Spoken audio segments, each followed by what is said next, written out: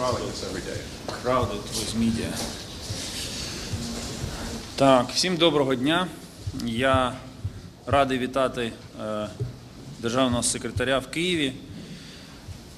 Дякую за те, що він проводить 2 дні в Києві і мав час провести ґрунтовні, розлогі зустрічі з керівництвом держави, з президентом України, з прем'єр-міністром України.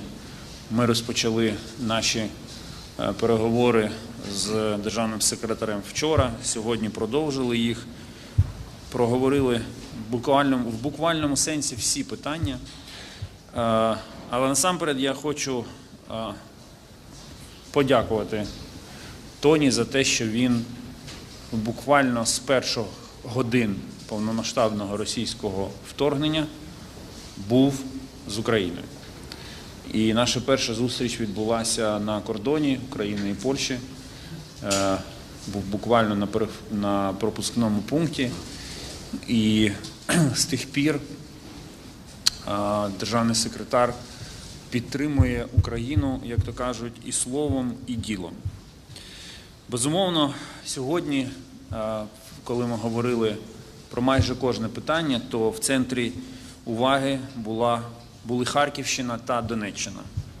Найбільш складні ділянки нашого фронту. І візит Тоні сьогодні – це також сигнал підтримки нашим захисникам. Сполучені Штати поруч, допомога надходить, і ця допомога зробить наш спротив більш ефективним і наші сили примножаться. Цей терор можна зупинити лише силою, рішучістю та швидкістю усієї нашої коаліції партнерів, на чолі якої беззаперечно стоять Сполучені Штати Америки. І сьогодні сигнал, і ключове питання, яке ми проговорювали, стосувалося не лише обсягу зброї та боєприпасів, які мають бути поставлені в Україну, але і швидкості цих постачань. Все має відбуватися швидко, зброя має надходити швидко, для того, щоб ми мали можливість зірвати наступальні плани Росії в Україні і запобігти її агресивним планам проти решти Європи та євроатлантичної спільноти. Я дякую державному секретарю за те, що він докладав і докладає зусилля для того, щоб пришвидшувати надходження військової допомоги в Україну. Окрема тема, безумовно, це розвиток оборонно-промислових комплексів.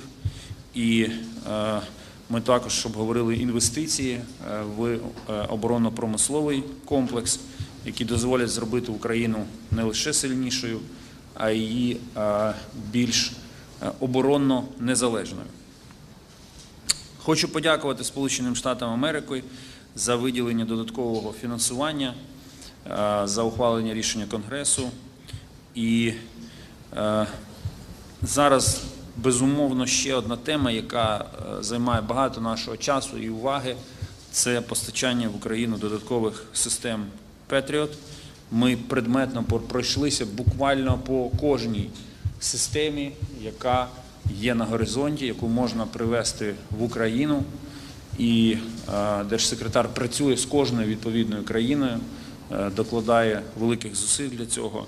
Я за це вдячний. Ви пам'ятаєте, що загалом нам терміново потрібно 7 батарей, а з них 2 батареї буквально потрібні вже на вчора для захисту Харківщини.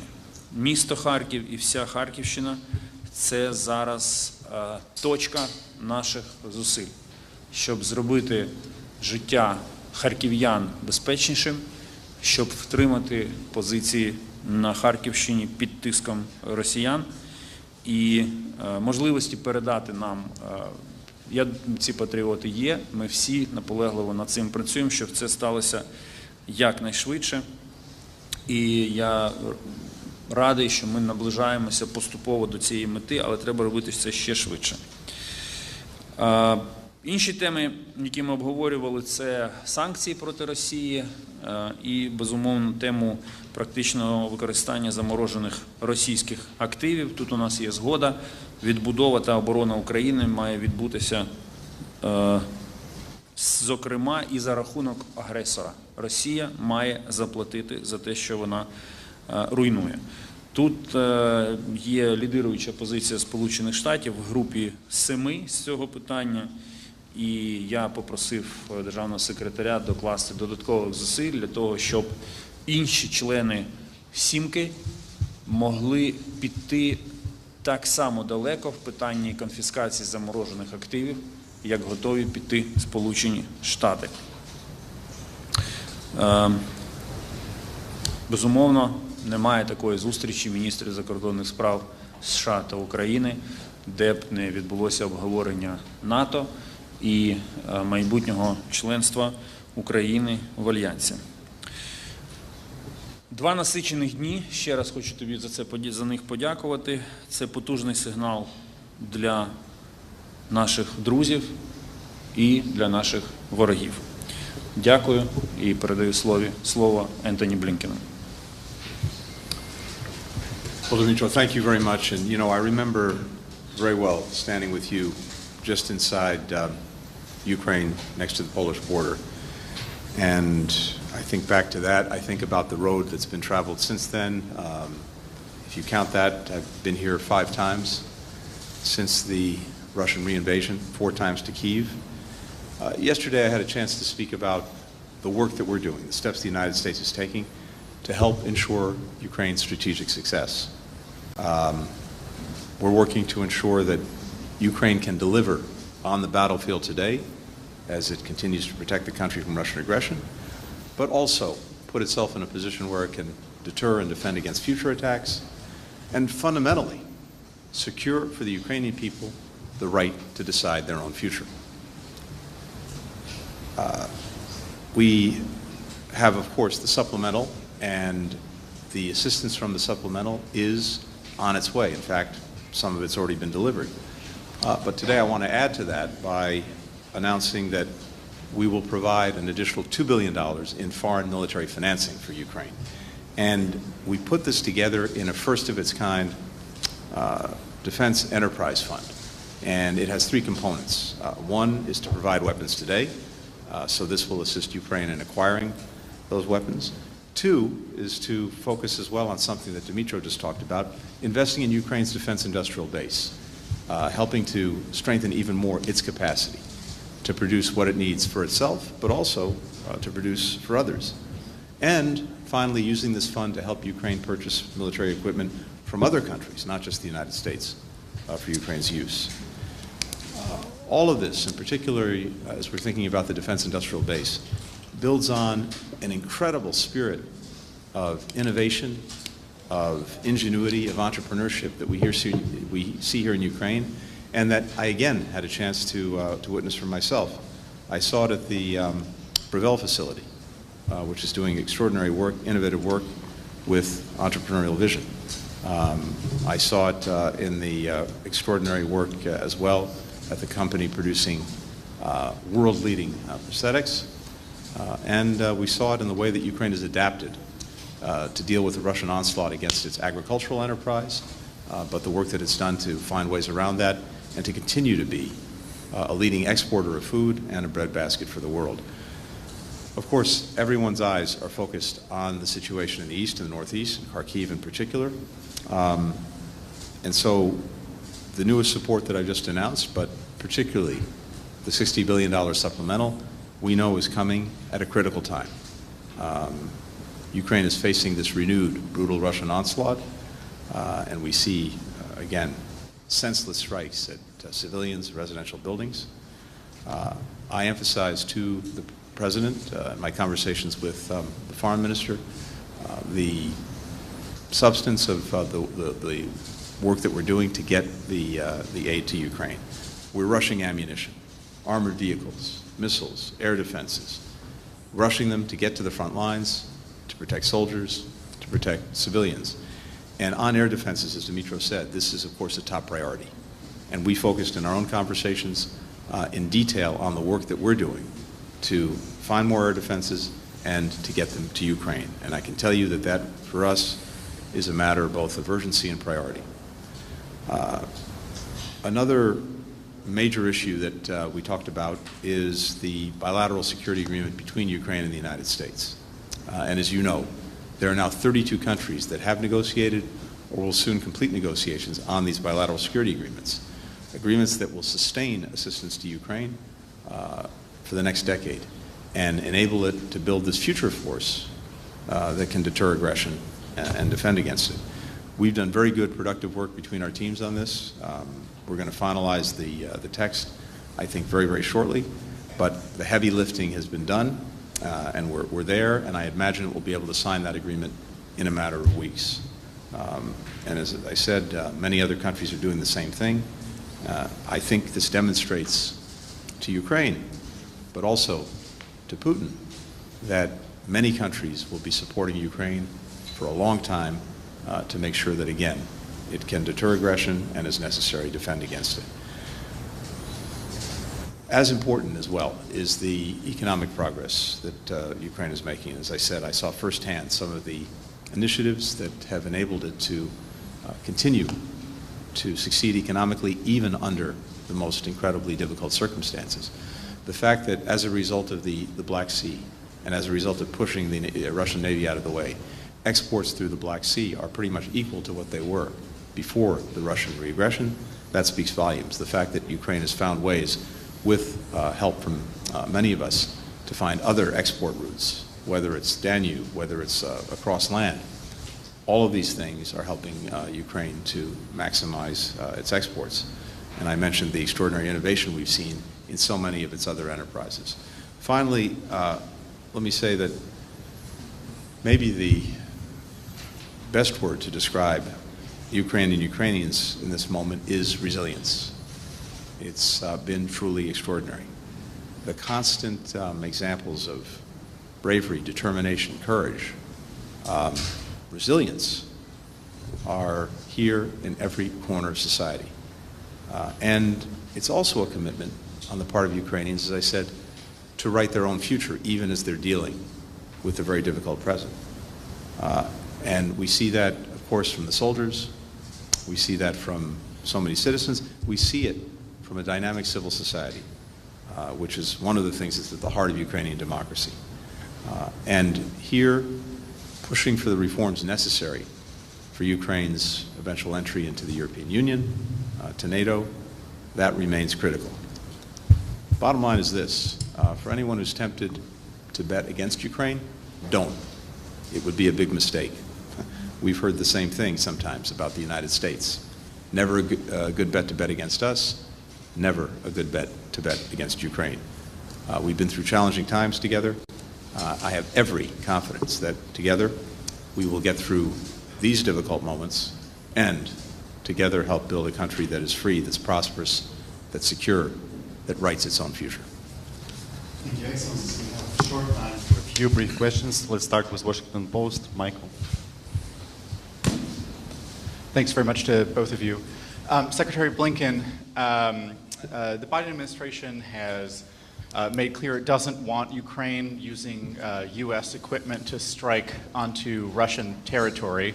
The situation in Kharkiv, right on the border, is pretty dramatic right now, and it seems like your restrictions are making it very hard for Ukraine to respond to the Russian attacks, since a lot of them are coming from Russian territory. Does that ban make sense right now? And are you considering relaxing it? President Zelensky asked you yesterday for 2 Patriot batteries for Kharkiv. What do you say to that? What are your plans? Last, is there a chance of Ukraine negotiating an end to this war before the end of this year? Do you think that's something that would be desirable? And Minister Kuleba, how much of what you're seeing now on the front lines, the situation there, is caused by the delay in U.S. aid to Ukraine? And Secretary Blinken yesterday, and perhaps today, spent a lot of time talking about corruption in Ukraine and pushing you to do more about it. Do you agree with him that corruption remains a major problem in this country? And how much should Americans be worried about corruption when they are sending Ukraine aid? Thanks a lot. Great. Thank you. So, first, let me be very clear about one thing, which actually shouldn't require clarity, which is that the United States is committed to helping ensure Ukraine winning this war. And I think we've shown that through the extraordinary support that we've provided and that we continue to provide. We have not encouraged or enabled strikes outside of Ukraine, but ultimately Ukraine has to make decisions for itself about how it's going to conduct this war. A war it's conducting in defense of its freedom, of its sovereignty, of its territorial integrity. And we will continue to back Ukraine with the equipment that it needs to succeed, that it needs to win. On the Patriot batteries, as I mentioned, we are intensely focused on Patriots and other forms of air defense, and making sure that we can find them, bring them to Ukraine. Kharkiv, of course, is one urgent priority.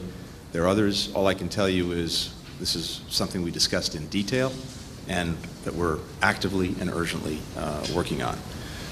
Finally, in terms of negotiations, these, again, are decisions for Ukraine to make, not the United States or not any other country.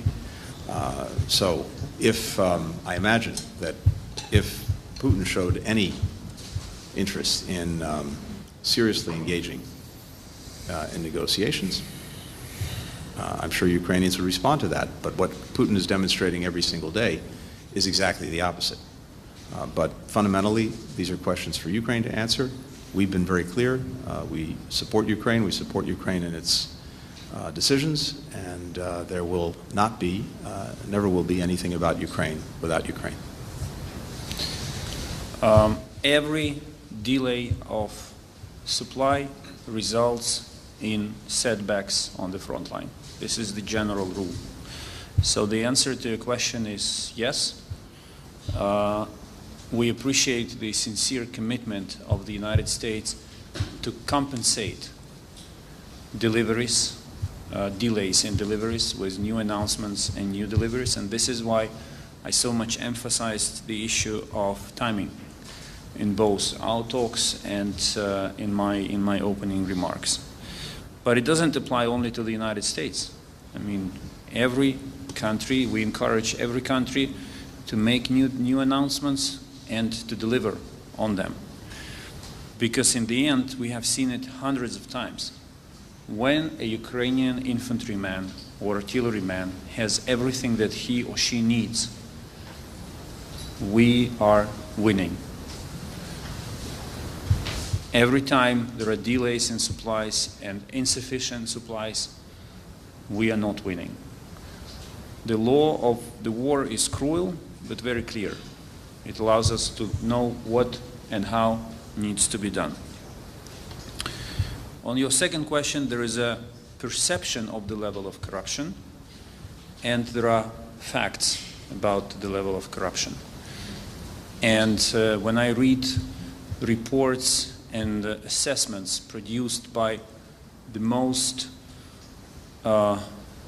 prudent watchdogs on corruption, like the European Union or the International Monetary Fund, we see that they commend Ukraine for taking anti-corruption measures, for introducing anti-corruption reforms. And there is always a very simple criteria. You know, if we were as corrupt as the perception says, they simply wouldn't be giving us any money. They wouldn't be opening accession talks with Ukraine to exceed the European Union, and the United States wouldn't have trust in Ukraine. So there are issues which we are addressing together, but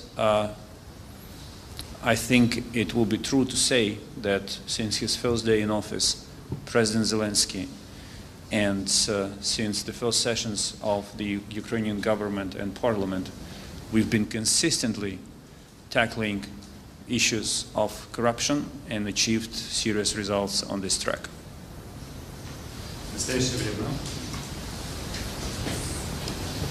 У мене запитання до пана Блінкена, якщо можна уточнення до питання від колеги.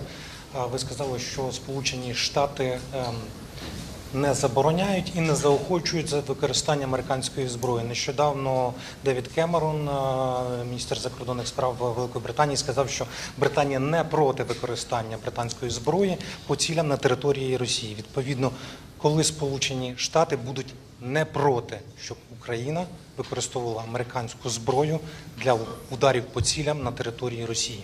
Дякую.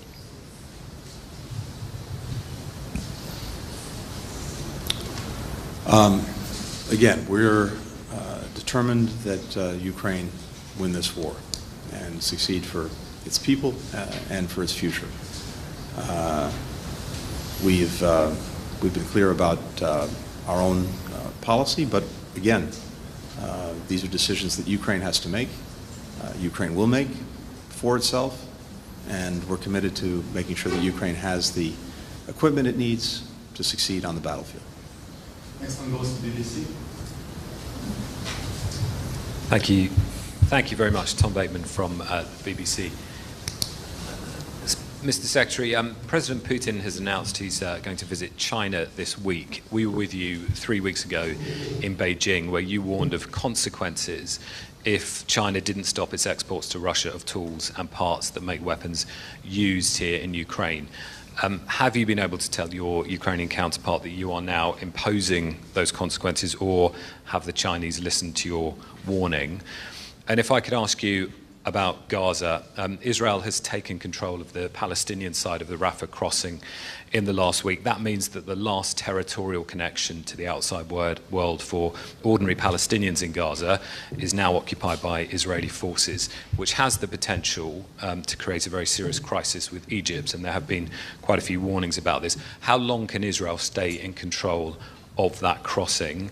And where is the line and where a limited operation in Rafah turns into something that you've said you oppose? And we've seen nearly 500,000 people now displaced from Rafah over the last week or so.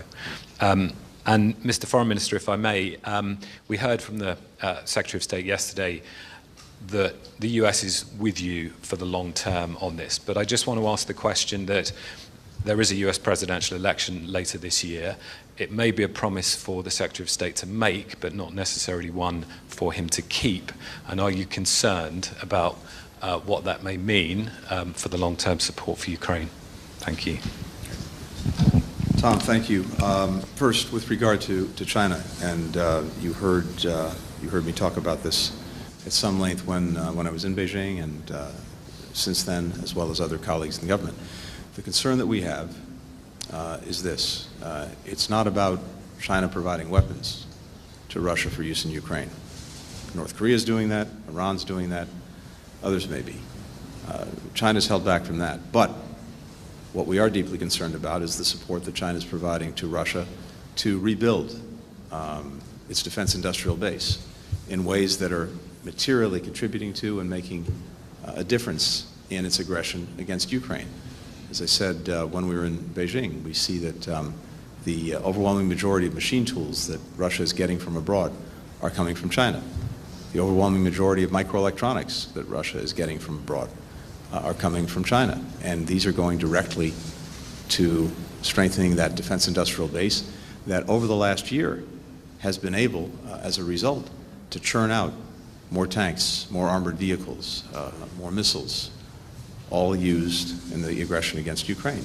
So what I shared with Chinese counterparts, and I've said here as well, is that not only are we looking and watching this very carefully, but as necessary, we have and we will continue to take action, including sanctioning entities involved, companies involved. We've already levied something like more than 100 sanctions against enterprises that are involved in this kind of support.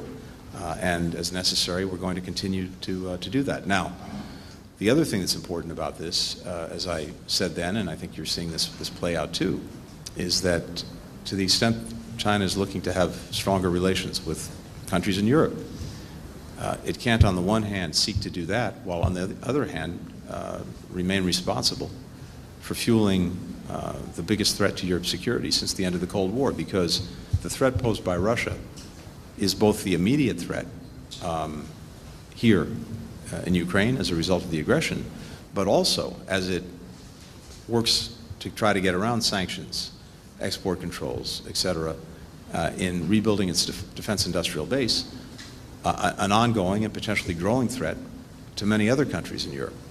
So this is of acute importance to many Europeans that I've talked to, and I imagine that they're making that known to Beijing as well. With regard to Gaza, one of the deep concerns that we have is the impact of this limited operation that we've seen to date in Rafah on the ability to provide humanitarian assistance, because the two main points of access in the south, Rafah itself and Kerem Shalom, have been affected by the resulting conflict in the south. And we've seen at the very time when Israel was taking important and much-needed steps to improve the provision of humanitarian assistance to Palestinians in Gaza, we've seen a negative impact on the fact that we have this very active conflict in the Rafah area. We also see Hamas firing at the crossings themselves, making it also more difficult. So in and of itself, we have this urgent problem of restoring the full operational capacity of Rafah and of Kerem Shalom to make sure that assistance gets in. Now, we're also seeing real progress in the north, where more is coming through, but what we don't want to see is a situation where we've basically reversed what's happened in recent months, where assistance was working its way through in the south, but very little was getting to the north, to have that reversed and have improvements in the north that are much needed and need to continue, but then to see steps backward in the south. More broadly, we've been very clear that when it comes to the future of Gaza, we do not support and will not support an Israeli reoccupation. We also, of course, do not support Hamas governance in Gaza. We know and have seen where that's led all too many times for the people of Gaza and for Israel. And we also can't have anarchy and a vacuum that's likely to be filled by chaos. That only underscores the imperative of having a clear, concrete plan for the day after the conflict in Gaza, in terms of governance, in terms of security, in terms of rebuilding Gaza for its people. And here, it would be important for Israel to focus on that as well. We have been doing a lot of work on this, as I mentioned the other day, with partners in the Arab world and beyond over several months. But it's imperative that Israel also do this work and focus on what the future can and must be, because, again, it cannot and says it does not want responsibility for Gaza. We cannot have Hamas controlling Gaza. We can't have chaos and anarchy in Gaza.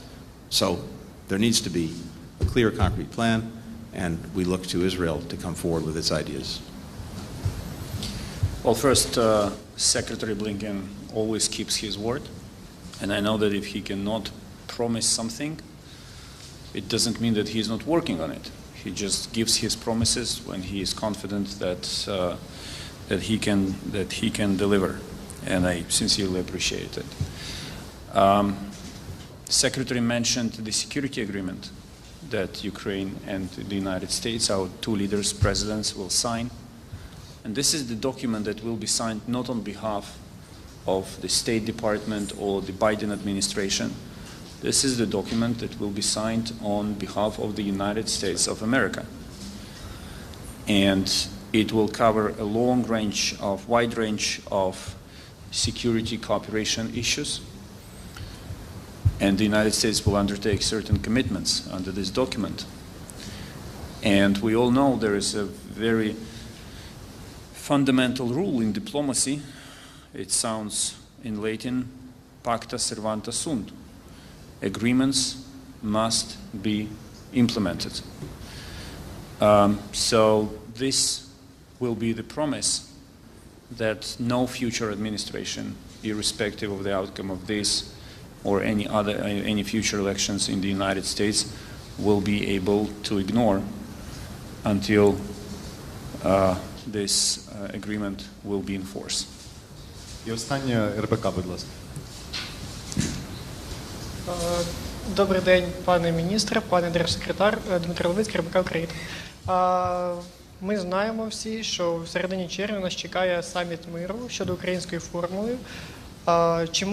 Чи побачимо ми США на цьому саміті і на якому рівні? А також пан міністр буквально тільки що сказав яку фразу про те, що угода про гарантії безпеки буде підписана лідерами держав. Чи означає це, що ми в найближчому майбутньому побачимо зустріч президентів і чи не планує президент Байден візит в Україну?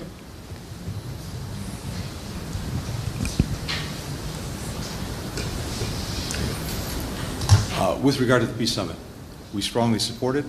We want to make sure that it's a success, and we will be robustly represented there. I don't have any announcements to make on that, except to say we're working on it to make sure that we support this very important initiative and that it produces real results. And with regard to the two presidents meeting, I fully anticipate that they'll have the opportunity to do that in the weeks ahead, as Dmytro said.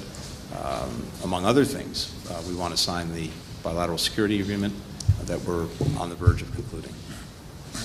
Ми ніколи не розкриваємо зі зрозумілих причин дати візитів або контактів в Україну чи з України, але між президентом Зеленським і президентом Байденом встановився довірливий діалог, і я переконаний, що вони матимуть можливість предметно проговорити всі питання і підписати цю угоду. Thank you, Excellencies. Thank you, media. This we conclude.